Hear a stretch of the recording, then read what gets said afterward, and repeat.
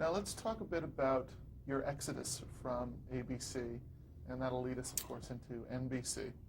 How accommodating were the folks at ABC in terms of letting you out of your contract? The folks at ABC were not accommodating at all about letting me out of the contract.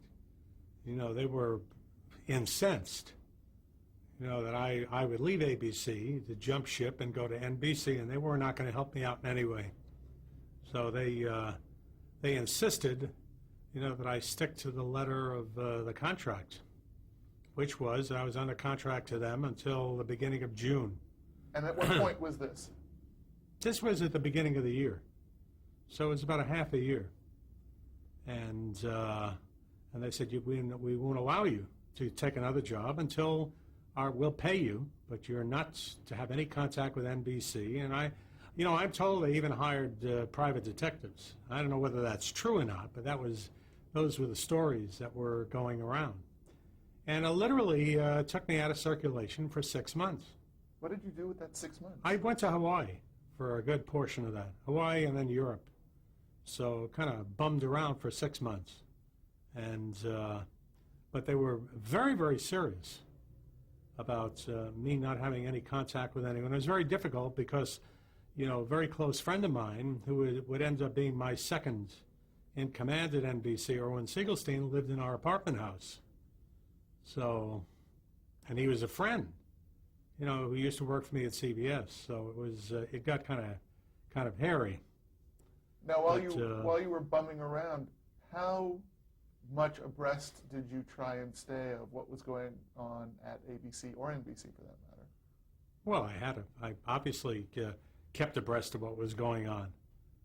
And, you know, I had conversations through intermediaries and everything. I had to be very careful, though, because, you know, I was advised by my counsel, you know, that they weren't kidding around.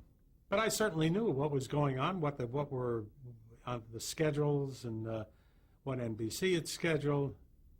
And, you know, it hurt. It really did. That 6 months hurt.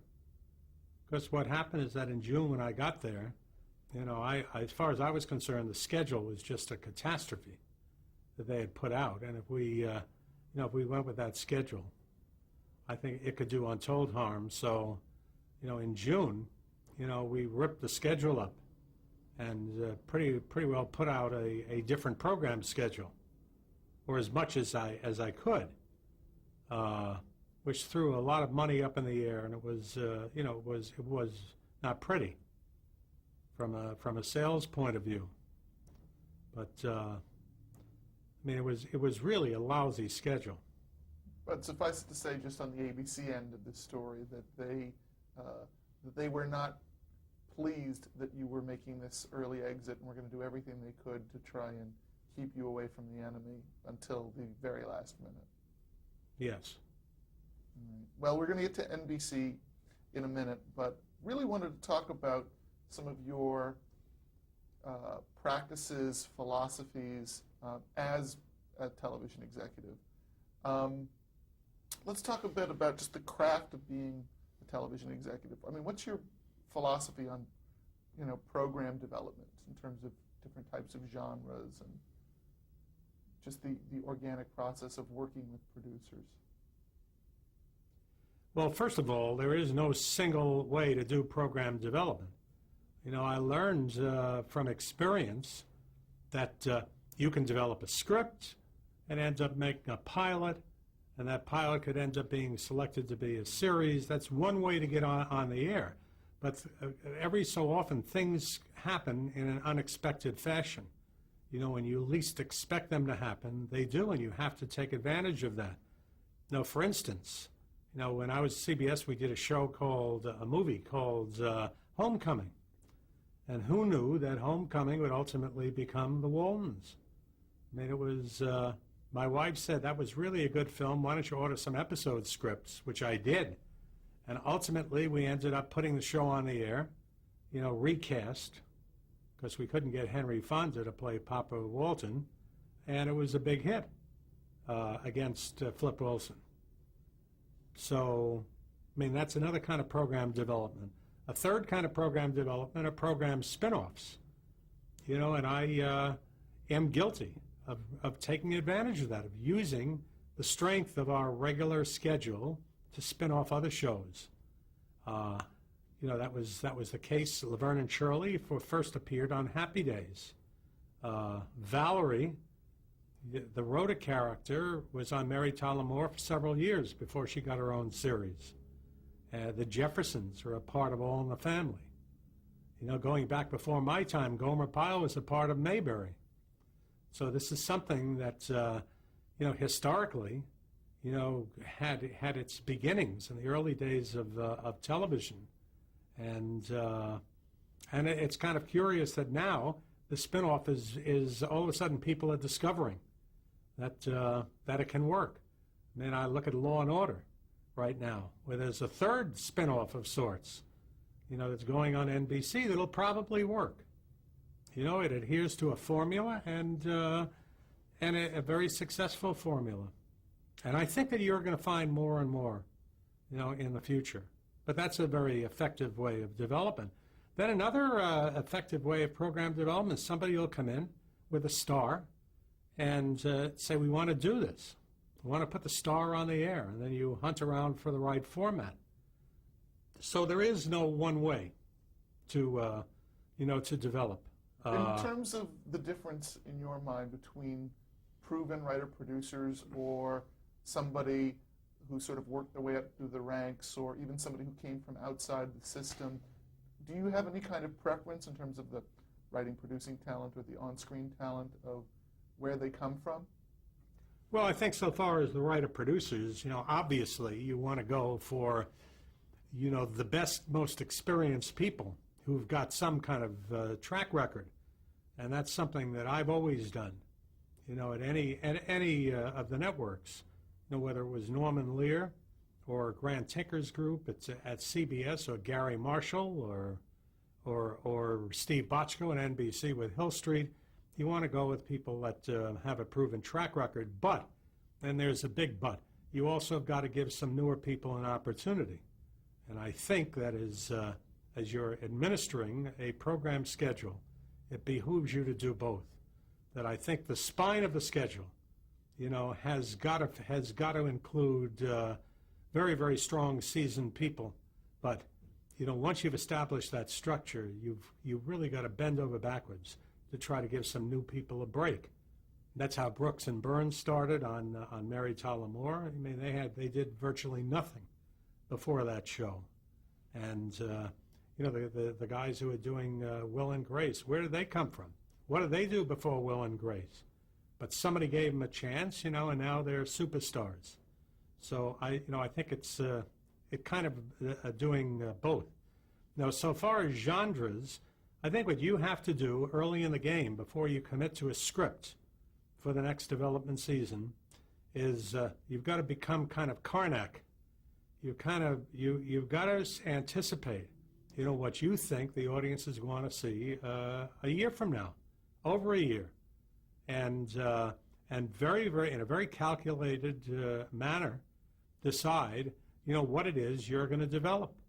And, that basically is going to dictate your success or failure. Based on what? What is working on the schedule or what is not on the schedule? No, it isn't. I think if you're going to base it on what's working, by the time you get on the air, you're going to have third and fourth generation copies of what's on the air. I don't think that's good. I think what you have to do is just look across all the fields of pop culture and kind of anticipate what the next big thing is going to be.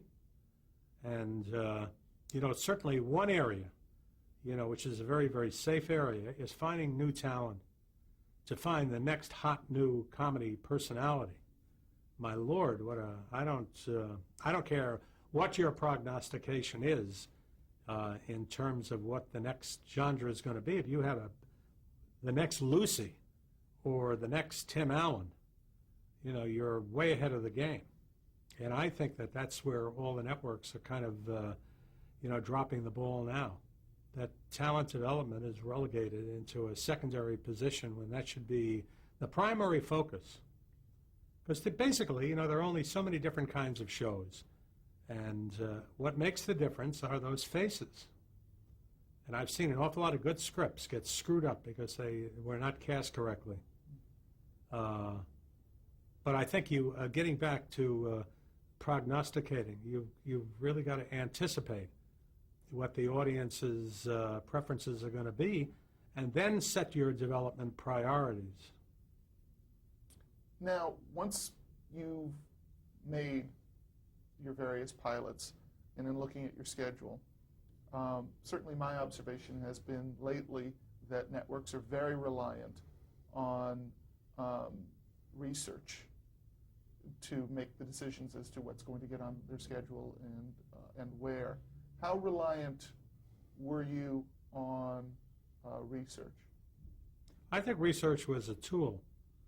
You know, and I looked at the research as much as anybody else, and it's a very big but. You also have got to go by your own convictions and your own passions about things. You know, a show like Hill Street didn't test well. You know, it was too dark. They'd never, you know, the program analyzer had never seen anything like that show before. In that case, in the pilot, you know, a couple of the leads got killed off, so that didn't help. And the prognosis wasn't good, but there was such enthusiasm for the show within NBC, you know, that I ended up saying, testing be damned, we're going to put it on the air. And there are other shows that I could think of, you know, where there's a similar story. All in the Family went through the floor. I mean, they hated it. The recommendations were change Archie Bunker's character, which is absurd, because that's what made the show work. So, you know, program testing can't tell you what the next hit is going to be if it's brand new, because there are no norms to compare it to.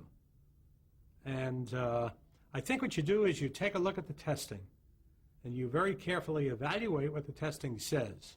And you say, can it be fixed? Is it terminal? Can a piece of casting make the difference? Can a change in emphasis make the difference? And again, it becomes one of several different factors that ends up determining what goes on the air. Because I've also seen shows that tested very well that went on the air and bombed. You know, my favorite story about testing, we did Charlie's Angels and tested the 90-minute pilot, which got one of the lowest scores in the history of ASI. And a show went on the air and got a 55 share on a Sunday night. And then we ordered a series up, and we had about 5 rough cuts. That's with shows without music and effects.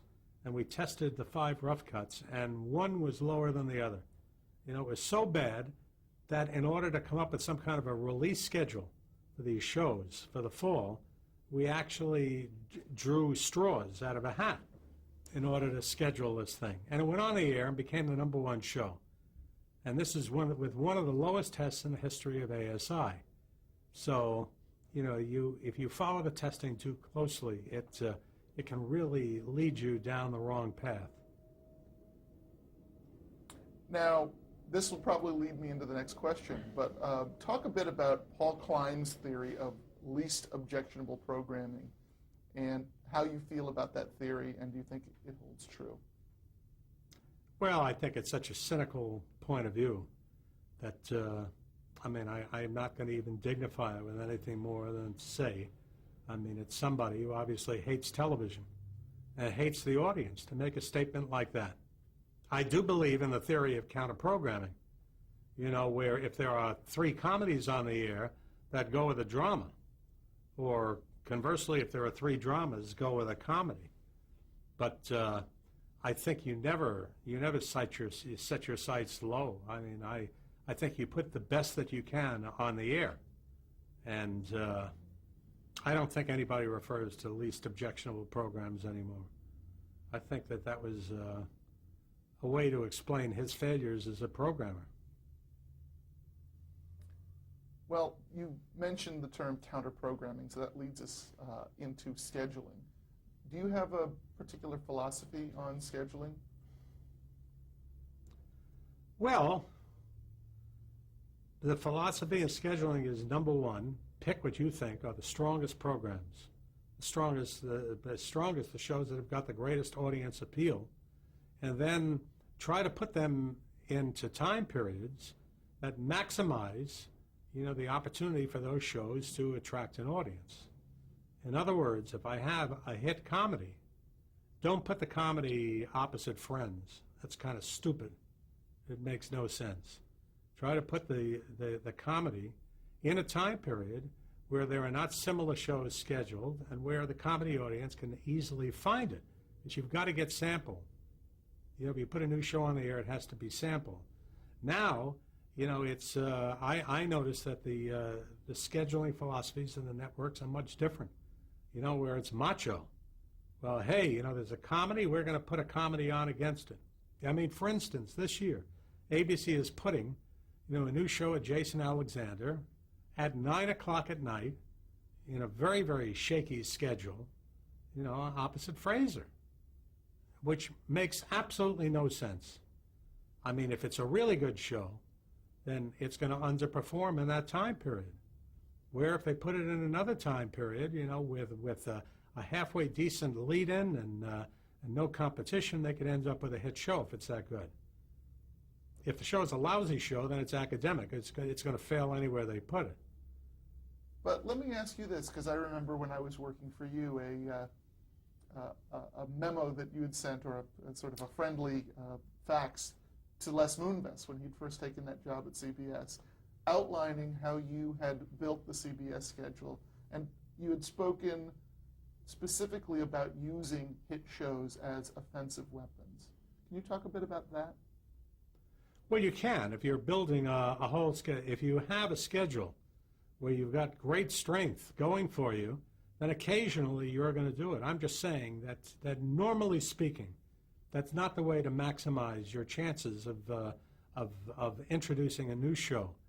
If you're talking about an established show, which I think I was referring to, then I think you probably will do that on occasion.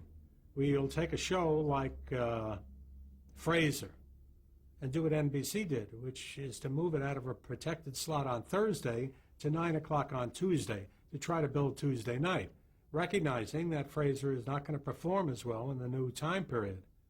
But in order to establish a new front somewhere, you sometimes have to do that.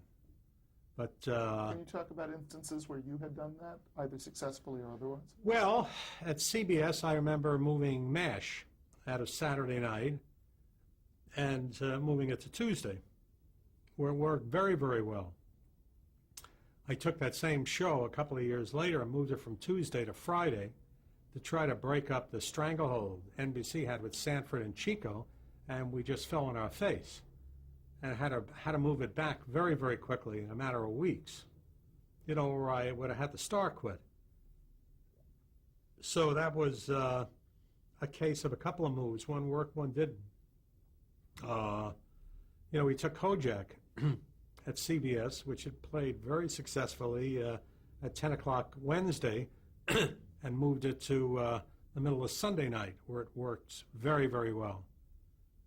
I think it was 8:30 or 9 o'clock on Sunday, so that was a very good move, very strong move. At ABC, after I had left there, they took Mork and Mindy, which was a big hit, the beginning of Thursday, and moved it to Sunday, and it died. They had to move it back, and it hurt the show. The show never totally recovered. So, I mean, you have to be prepared, to lose audience. It's not, they don't always work that well.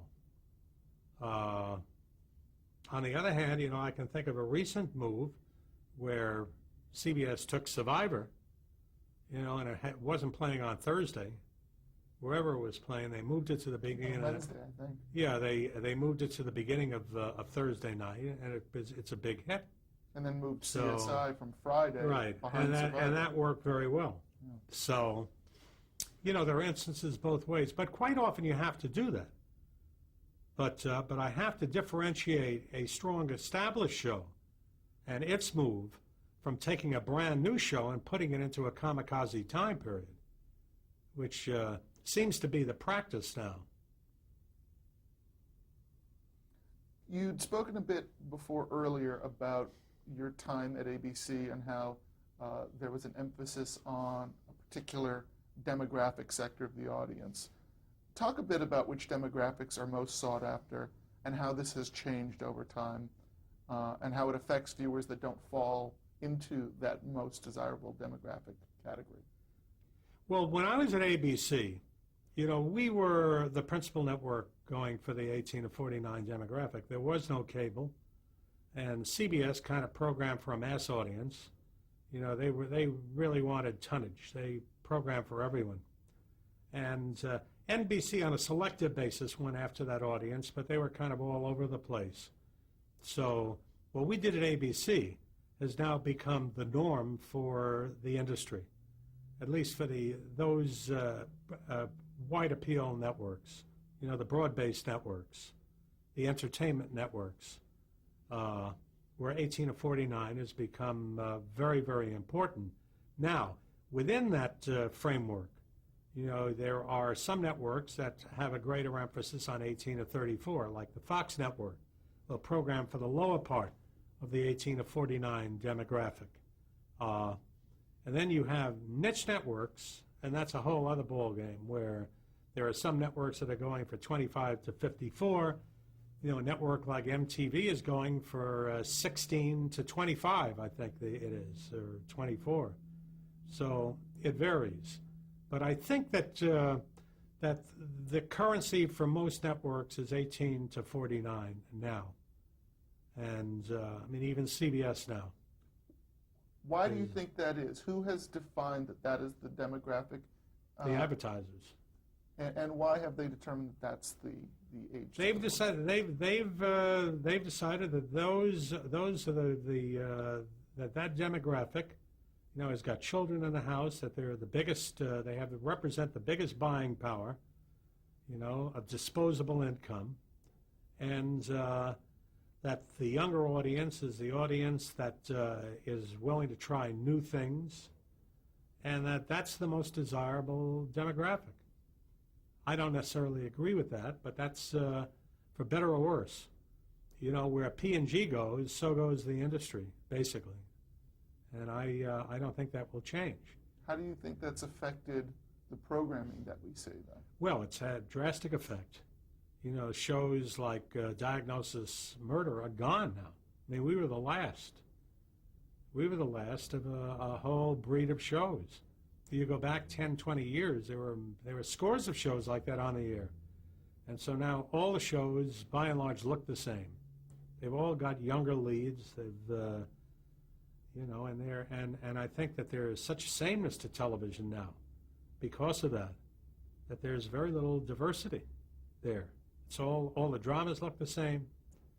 They all got these young ensemble casts. All the comedies, by and large, look the same. And I think it's too bad, because now a show like All in the Family couldn't get on. And somebody would look at it and say, well, he's in his 50s. Why are we going to put that on the air? When they could be looking at a potential 60 share. So, it's had a very devastating effect on television. And yet, I don't know if it'll ever change. I think now to go out and try to sell a show like Matlock or even Heat of the Night, I think you'd have a very tough time. You mentioned the term counter-programming before. Talk about how you would counter-program a successful show if you are at a network and you're facing, their biggest hit show, if you're facing Friends. Well, my inclination would be to go with something other than a comedy.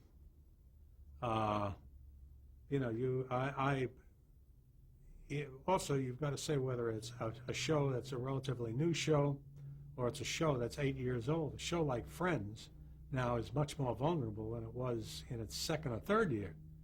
But I would try to go with something other than a comedy, which is obviously what CBS did, with Survivor, that they put kind of a cockamamie reality show in there.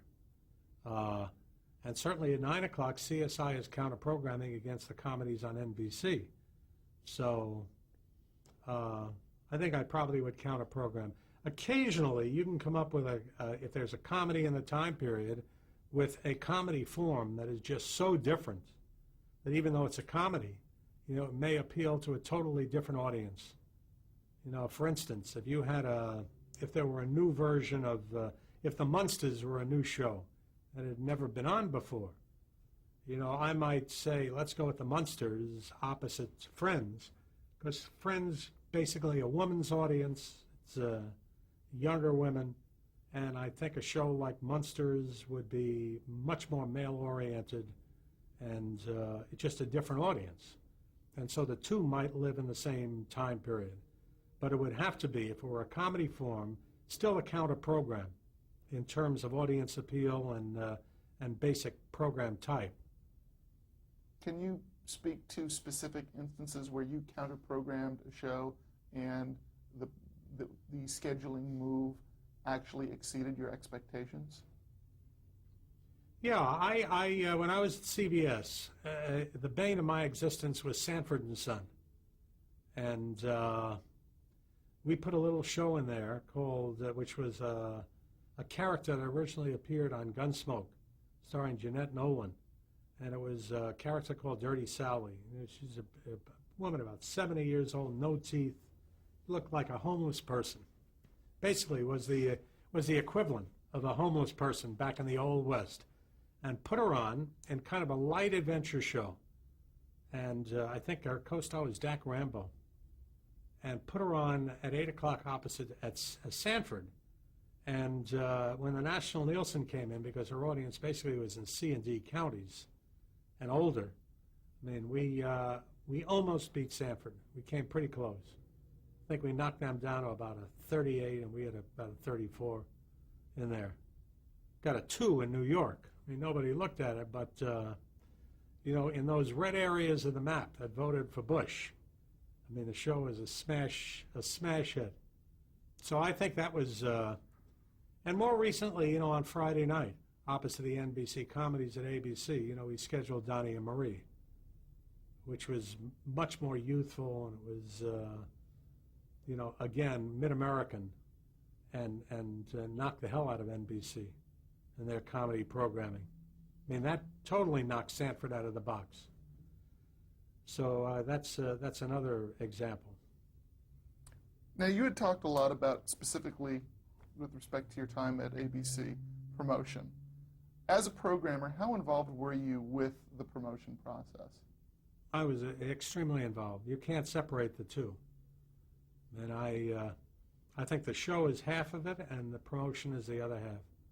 And it's that important that because you have a good show, or it's certainly also a maxim in the movie business that if you don't get the right message out to the audience, then you're doomed. And I don't care how good the show is. So it's will make or break you, the promotion. And that's why now I think all the promotion is basically, if not controlled, certainly influenced by the programming people. And do you feel you were probably one of the first programmers to really get involved in promotion? Absolutely. That was I'm sorry, I was just told we have to break here. All right. Sorry.